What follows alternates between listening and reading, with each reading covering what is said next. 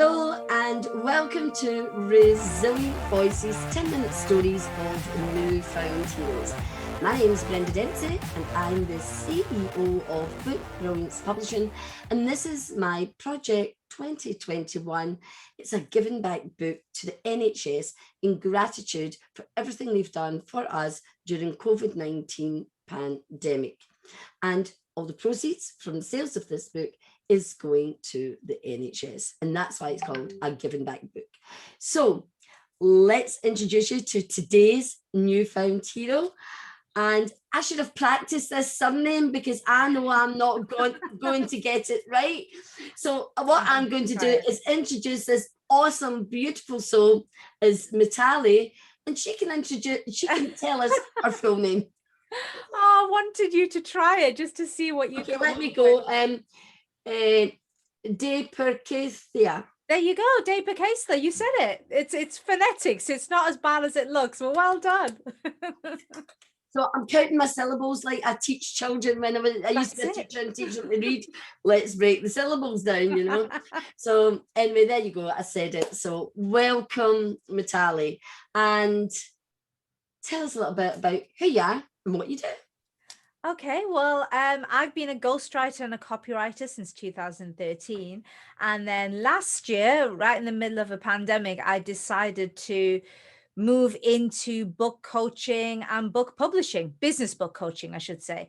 So that's a little bit about me. And yes, I did this during the pandemic. So it's been a bit of a roller coaster. Yeah, so that's a bit of a snap there, isn't it? So we're both in the world of publishing, but we're coming from different ends. So yes, that's wonderful. And I'm sure at some point we'll do something together. I know that for sure. Because before you'd made that decision, I was trying to poach you.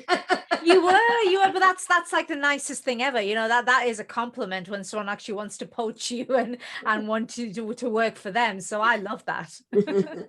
So anyway, as I say, it's just wonderful being connected with you, MITALI. But we're talking about Resilient Voices today, and I just want to know why you said yes to being in Resilient Voices. Gosh, right. Let me try and keep this succinct. Otherwise, I can go on for hours.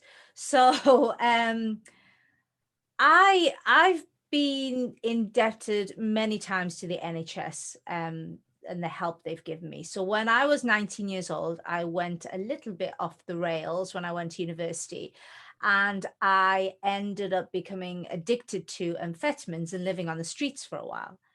And gosh, the number of times where I'd injured myself, I don't remember what I was doing. That's the problem when you're high on drugs, you don't remember what's happening.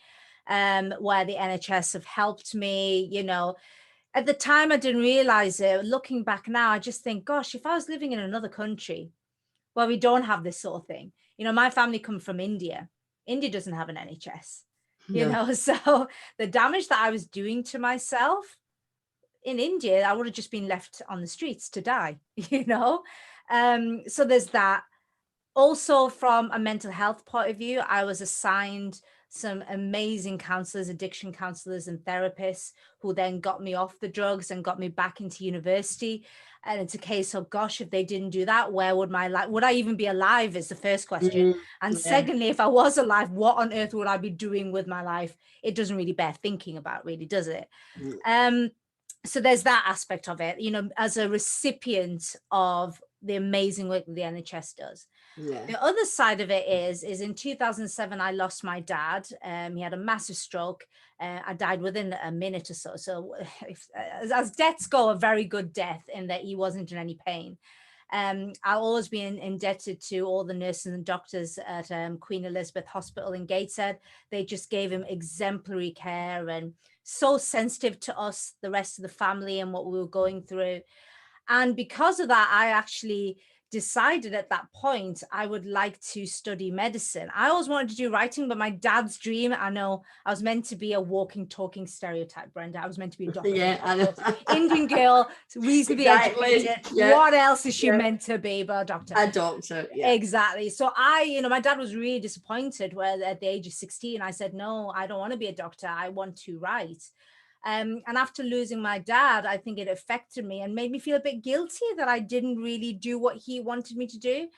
And at that time, my writing career was in the doldrums anyway. I was a journalist for a long time, and then around 2001, 2002, you may remember this, Brenda, a lot of journalists were just let go because circulation for newspapers and magazines were down. There was this new strange thing called the internet that everyone was going to go on to. And I just, at that point, when I lost my dad, it had been several years since I'd been in the writing game anyway. So I thought, well, why not? My dad wanted me to do medicine. So I ended up working in a number of NHS psychiatric wards for 5 years. I even worked in a prison for 6 months.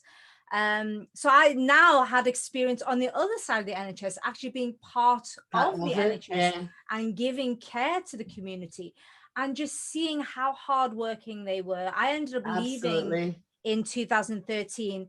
I say leave, Brenda, I feel forced out, not by the NHS, but that was when the new coalition government came in, and they just took out so much of the funding in the NHS that it was affecting my mental health, because we were getting to a stage we weren't able to give the care that we wanted to. So, you know, so obviously NHS running through your veins for So when you told me about this, it was just like, hell yes, straight away. I know it's like to work in challenging circumstances, and now with COVID, even more challenging than even when I was there. You know? So you've already touched on a bit of resilience when you're talking about the time that you went through as a young woman and a student.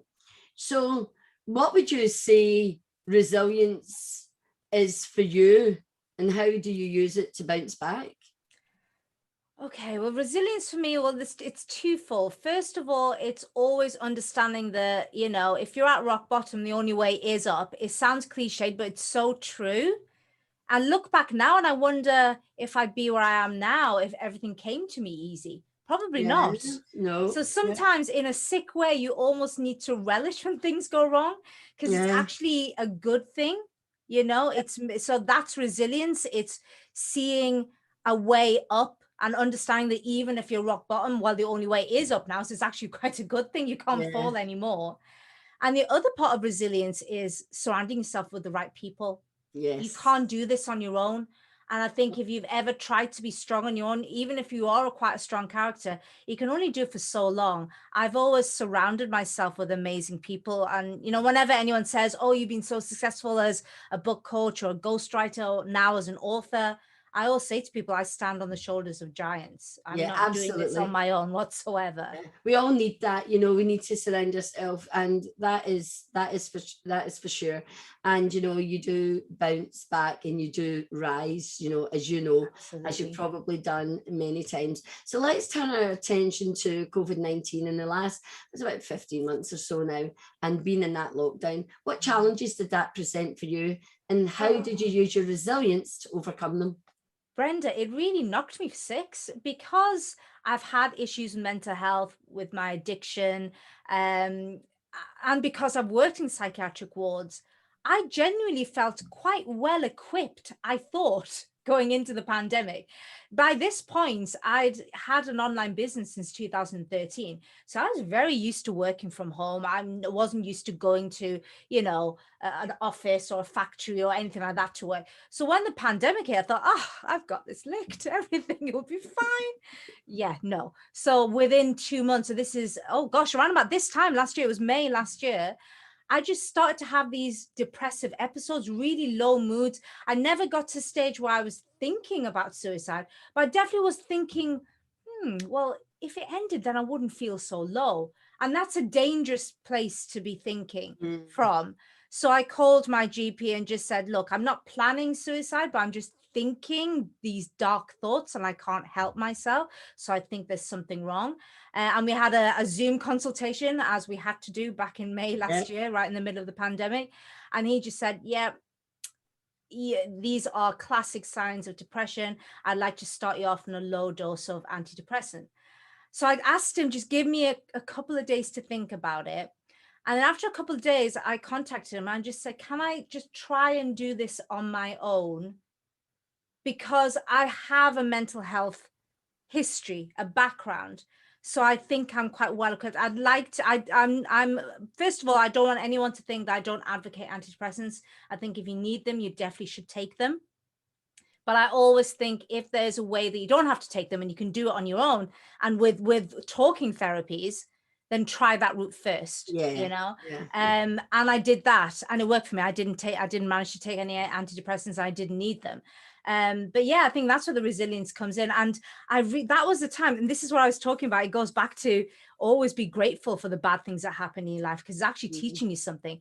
If it weren't for the pandemic and if it wasn't for that depressive episode, I don't think I'd be a book coach and a book publisher. Because it was at that point I started to think, I want to move away from actually writing books for people. And I want to move into helping people write their own books so they can tell their own story. And that's why my publishing company is called Let's Tell Your Story. And that gave me such a buzz, Brenda. That was the buzz I needed. I didn't need antidepressants now. My life now had focus again. Absolutely, purpose. And yeah, absolutely.